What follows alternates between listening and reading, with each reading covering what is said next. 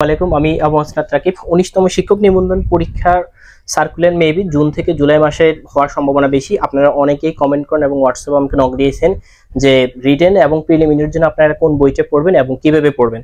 আমি একটা বইয়ের ক্ষেত্রে সব থেকে বড় সাজেস্ট করবো, সেটা হচ্ছে 19তম শিক্ষক নিবন্ধন বা যে কোনো নিবন্ধন পরীক্ষার জন্যই আপনার এই যে শিক্ষক নিবন্ধন অ্যানালাইসিস লেখক গাজী মিজানুর রহমান স্যারের এই বইটা পড়বেন এবং এই একটা বই পড়ে আপনি 40% মার্ক ক্যারি করার জন্য উপযুক্ত হয়ে যাবেন ইনশাল্লাহ। এই বইটা কিভাবে পড়বেন এবং কিভাবে শুরু করবেন, যারা নতুন আছেন তারা অনেক বেশি কনফিউজড থাকেন, ভিডিওটা আপনি শেষ পর্যন্ত দেখেন। আমি একদম ধরে ধরে আজকে দেখাই দিব যে এই বইটা আপনি কিভাবে শেষ করতে পারবেন এবং কিভাবে আপনি শুরু করবেন এই বইটাকে, কোন কোন টপিক পড়বেন, কিভাবে পড়বেন, বিস্তারিত আমি আলোচনা করব এই বইটা সম্পর্কে আজকে ইনশাআল্লাহ। আমরা এখন এই শিক্ষক নিবন্ধন অ্যানালাইসিস এই বইটা নিয়ে মূলত আমরা আলোচনা করব। এই বইটা হচ্ছে একটা স্বচ্ছ বই, মানে নিবন্ধন জগতের একটা সেরা বই হচ্ছে এটা। আপনি এনটিআরসি ডাইজেস্ট প্লাস বলেন, মিলেনিয়াম পাবলিকেশনের বই বলেন, লেকচার বলেন, সব থেকে ভালো বইটা হচ্ছে এটা। আমি বলবো যে নিবন্ধন প্রার্থীর জন্য এই বইটা একটা বেস্ট চয়েস হবে। ওকে, আসেন এই বইটা প্রথমে আপনি যখন পড়বেন আপনার কাজটা হচ্ছে যে আপনি সিলেবাসে যাবেন। ঠিক আছে, প্রথম কাজ হচ্ছে আপনি সিলেবাসে যাবেন। কোন সিলেবাসে যাবেন? যেমন এই যে প্রথমে আপনি কলেজ পর্যায়ে সিলেবাসটা পাবেন। আপনার প্রথম কাজ হচ্ছে আপনি কলেজ পর্যায়ে সিলেবাসটা একটু প্রশ্নটা দেখবেন যে বাংলাতে কোন কোন টপিক আছে, ইংরেজিতে কোন কোন টপিক আছে, তারপর হচ্ছে গণিতে কোন কোন টপিক আছে, সাধারণ জ্ঞানে আপনি কি কি পড়বেন, এটা স্বচ্ছ ধারণা দেওয়া আছে। এর পরেটাতে আপনার এই যে স্কুল টু এবং হচ্ছে স্কুলের সিলেবাসটা দেওয়া আছে। ঠিক আছে, আচ্ছা এই বইটার ক্ষেত্রে আপনি যখন পড়া শুরু করবেন আপনাদেরকে প্রথমে একটু অগোছালো মনে হবে। এই বইটা প্রথম দিকে দেখেন এই যে যেমন এখানে এই যে 18তমের সবগুলো প্রশ্ন দেওয়া আছে, ব্যাখ্যা সহকারে দেওয়া আছে। তবে আপনি যখন একটা বই কিনবেন, এই বইটা কিনবেন, তখন আপনার কাজ হচ্ছে প্রথম আপনি যে 18তমের এই যে 100টা কোশ্চেন দেখবেন, এটা কলেজ পর্যায়ে আসে। ঠিক আছে, এরপরে হচ্ছে এগুলো আপনি মানে দেখবেন, আপনার এগুলো মুখস্থ করার দরকার নেই। পরে হচ্ছে আপনি 17তমটা পাবেন, এই যে 17তমটা আপনি দেখবেন, মুখস্থ করার দরকার, আপনি দেখে একটা ধারণা নেবেন। ওকে, ধারণা নেওয়ার পর এভাবে আপনি 5টা নিবন্ধনের প্রশ্ন দেখবেন কলেজের। এখন আপনি যদি স্কুল 2 এর পরীক্ষা দেন তাহলে হচ্ছে আপনি স্কুল 2 এর প্রশ্নটা দেখতে পারেন। আপনি যদি স্কুলে পরীক্ষা দেন তাহলে আপনি কলেজ এবং স্কুলের দুইটাই দেখবেন। এর মেইন কাজটা হচ্ছে আপনি একটু পেছনের দিকে চলে আসবেন। পেছনের দিকে আসবেন কেন? সেটা হচ্ছে যেখান থেকে উনি সাবজেক্ট ওয়াইজ আলোচনা করছে। ঠিক আছে, যে পার্টটা থেকে উনি সাবজেক্ট ওয়াইজ আলোচনা করছে, যেমন এই পার্টটা থেকে সাবজেক্ট ওয়াইজ আলোচনা, যে এখান থেকে বাংলা শুরু হয়েছে, এটা হচ্ছে আপনার কত পেজে আছে একটু আমি যদি একটু দেখাই, 370 পেজে যে বাংলাটা শুরু। দেখেন বাংলা বিগত নিবন্ধনের যে প্রশ্নগুলো আছে আপনি এগুলো বুঝতে পারবেন যে বিগত নিবন্ধনে কোন কোন টপিক থেকে প্রশ্ন আসে। যেমন 10টা টপিক, এই যে ভাষা রীতি, তারপর হচ্ছে ভাগধারা, শুদ্ধ অশুদ্ধ বানান, জ্যোতিচিহ্ন, সন্ধি, কারক, বিভক্তি, এগুলো বিগত নিবন্ধনে 10টা। মানে নিবন্ধনের জন্য এই 10টা টপিকে সব থেকে বেশি গুরুত্বপূর্ণ। আপনার বাড়তি আপনার কোনো টপিক পড়তে হবে না।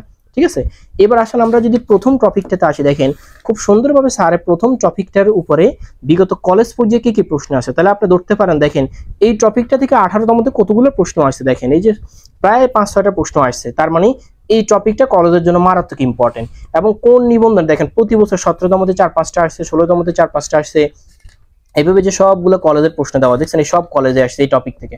এরপর দেখেন স্কুল পর্যায়ে, আপনি আগে দেখবেন যে স্কুল পর্যায়ে টপিকটা থেকে 17তম 18তমতে দেখেন 4টা 5টা 6টা প্রশ্ন আছে, 17তমতে 3টা 4টা 5টা প্রায় 5টা প্রশ্ন আসছে। এইভাবে দেখেন এই যে আপনি একটা নিবন্ধনের এই প্রশ্নগুলো পড়বেন। ঠিক আছে, আপনি পড়ে একটা ধারণা নেবেন যে কোন টপিকটা আপনার জন্য গুরুত্বপূর্ণ। এরপরে এই যে স্কুল 2 এর প্রশ্নগুলো দেওয়া আছে। ঠিক আছে, তার মানে এই টপিকটা আপনার জন্য গুরুত্বপূর্ণ। এখন এই টপিকটা আপনি পড়া শুরু করবেন কিভাবে? আপনার প্রথম কাজ হচ্ছে আপনি এই টপিকের প্রথমে এই যে নিবন্ধনের যে প্রশ্নগুলো আছে এগুলো টাটকা মুখস্থ করে ফেলবেন, কারণ নিবন্ধনের সব থেকে বেশি প্রশ্ন আছে রিপিট। টাটকা স্কুল, কলেজ এবং স্কুল 2 এর প্রশ্ন মুখস্থ করবেন। অনেকে প্রশ্ন করেন যে স্যার আমি স্কুল 2 এ পরীক্ষা দিব, তাহলে কি আমি কলেজ এবং স্কুলগুলো প্রশ্ন মুখস্থ করবি কিনা? অবশ্যই করবেন। আপনি যেখানেই পরীক্ষা দেন আপনাকে 3টা মুখস্থ করতে হবে। এরপরে আপনি দেখেন এই টপিকটা স্যারের বিস্তারিত আলোচনা করছে, আপনাকে বিস্তারিত আলোচনাগুলো পড়তে হবে। আপনি যখন ওই এদিকের এমসিকিউ গুলো পড়ে ফেলবেন তখন আপনি বুঝবেন যে সাধু এবং চলিত ভাষা থেকে প্রশ্ন সব থেকে বেশি আসতেছে, তাহলে এই পার্টটা আপনি একটু বেশি গুরুত্ব দিবেন। এরপর হচ্ছে আপনি যখন ওই টপিকটা পড়বেন তখন আপনি দেখবেন যে গোষ অঘোষ ধ্বনি থেকে, এগুলো থেকে ধ্বনির পরিবর্তন থেকে প্রতি বছর 1-2টা প্রশ্ন আসতেছে, তার মানে আপনি এখান থেকে পড়বেন, মানে আপনি ওইদিকে পড়লে কিন্তু একটা স্বচ্ছ ধারণা পেয়ে যাবেন। আচ্ছা, এই টপিকটার পরে আপনি এবার দ্বিতীয় টপিকে চলে আসবেন, এগুলো বিস্তারিতগুলো আপনাকে পড়তে হবে। দ্বিতীয় টপিকটা হচ্ছে ধরেন বিরাম চিহ্ন। এবার আপনি দেখবেন যে বিরাম চিহ্ন থেকে প্রতি বছর কত মার্কের প্রশ্ন আসে। দেখেন কলেজে একটা আসছে, 17তমতে একটা আসছে, এখানে আবার 17তমতে আরেকটা আসছে, আবার স্কুল পর্যায়ে আমরা দেখতে পাচ্ছি 18তমতে একটা, 17তমতে একটা, 16তমতে একটা। তার মানে বুঝা গেছে বিরাম চিহ্ন থেকে প্রতি বছর একটা প্রশ্ন আসেই।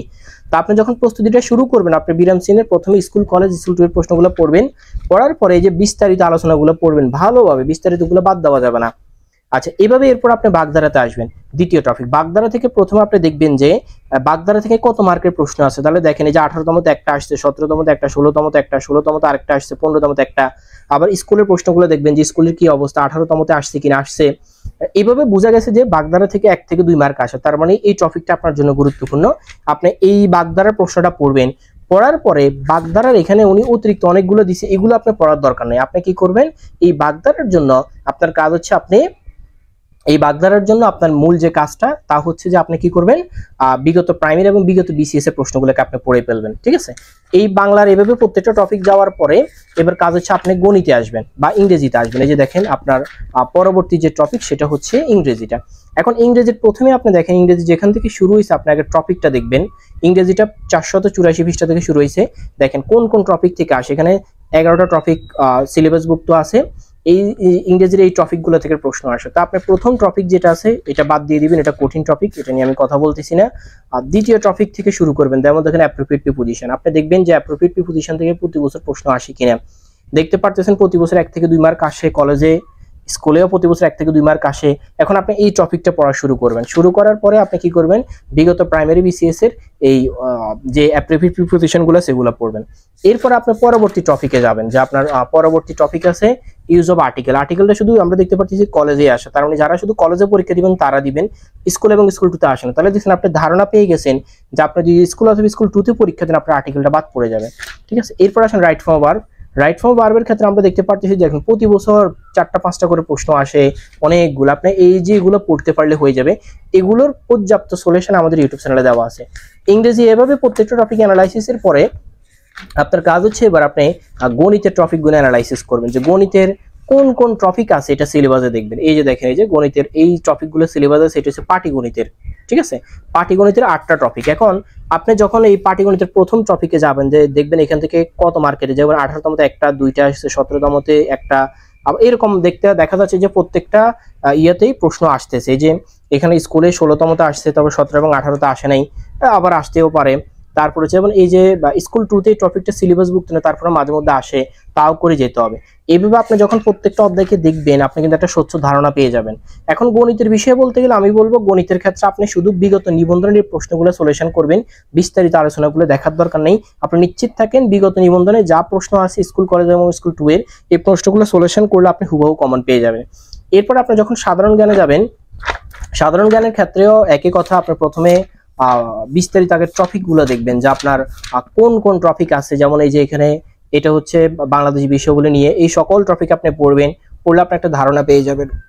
ঠিক আছে, সাধারণ জ্ঞানের ক্ষেত্রে আমি বলবো বাংলাদেশি বিষয়গুলির যে টপিকগুলো আছে এগুলো হচ্ছে আপনি বিস্তারিত সব পড়বেন। আর আন্তর্জাতিক বিষয়গুলোকে আপনি অবশ্যই বিগত সালের যে প্রশ্নগুলো আছে এগুলো দিয়ে পড়বেন। ঠিক আছে, মানে আন্তর্জাতিক বিষয়গুলো আপনি শুধু বিগত পড়বেন, আর বাংলাদেশ বিষয়গুলিটা আপনি বিস্তারিত সব পড়বেন। এখন আসেন কোন কোন টপিক আপনি নিবন্ধনের বাহিরে গিয়ে পড়তে হবে। এক্ষেত্রে আমি কিছু বিস্তারিত ধারণা আপনাকে দিয়ে দিচ্ছি। আশা করি আপনি, যেমন আপনি যখন গণিত এবং ইংরেজি আপনি শুধু বিগত নিবন্ধনের প্রশ্নগুলোকে পড়বেন, বাড়তি কোনো কিছু পড়ার দরকার নেই। ঠিক আছে, গণিত এবং ইংরেজিটা বিগত নিবন্ধনের প্রশ্নটাই পড়বেন, বাড়তি কিছু পড়ার দরকার নেই। বাংলার ক্ষেত্রে আপনাকে একটু পরিশ্রম করতে হবে। বাংলার কিছু কিছু টপিক আছে আপনি বিগত নিবন্ধন পাশাপাশি মানে বিস্তারিত না পড়ে মানে বিসিএস এবং প্রাইমারিগুলো পড়তে পারেন। আমি এটার ক্ষেত্রে একটা ধারণা দিয়ে দিচ্ছি। যেমন ভাষারীতি এবং বিরাম চিহ্ন, আপনি ভাষারীতিটা বিগত নিবন্ধনগুলো পড়েন আর বিস্তারিত পড়েন। বিরাম চিহ্নটা আপনি বিগত নিবন্ধন, বিগত প্রাইমারি এবং বিগত বিসিএস এর প্রশ্নগুলো পড়লে কমন পেয়ে যাবেন। বাগধারা এটা বিগত প্রাইমারি, বিগত নিবন্ধন, বিগত প্রাইমারি এবং বিগত বিসিএস এর প্রশ্নগুলো পড়বেন। শুদ্ধ অশুদ্ধ বানান এটার ক্ষেত্রেও বিগত সবগুলো পড়বেন, নিবন্ধন প্রাইমারি সহ। অনুবাদ এটা পড়ার দরকার নেই, এটা বিগত নিবন্ধনগুলো পড়বেন। সন্ধি বিচ্ছেদের ক্ষেত্রে আমি বলবো বিগত প্রাইমারি, বিগত নিবন্ধন, বিগত বিসিএস পড়বেন, কমন আসি যাবে, বিস্তারিত পড়বেন না। কারক বিভক্তির ক্ষেত্রে একই অবস্থা, সমাসের ক্ষেত্রে একই, বিপরীত শব্দ একই, বাক্য সংকোচন একই, লিঙ্গ পরিবর্তনটা একই। তাহলে বাংলার প্রত্যেকটা টপিক আপনি শুধু বিগত বিসিএস, প্রাইমারি এবং নিবন্ধন এই প্রশ্নগুলো পড়লে কমন হবে। বাকি যে টপিকগুলো আছে সেগুলো শুধুমাত্র আপনি বিগত নিবন্ধনের প্রশ্নগুলো পড়বেন ভালোভাবে, আশা করি ইনশাআল্লাহ কমন এসে যাবে।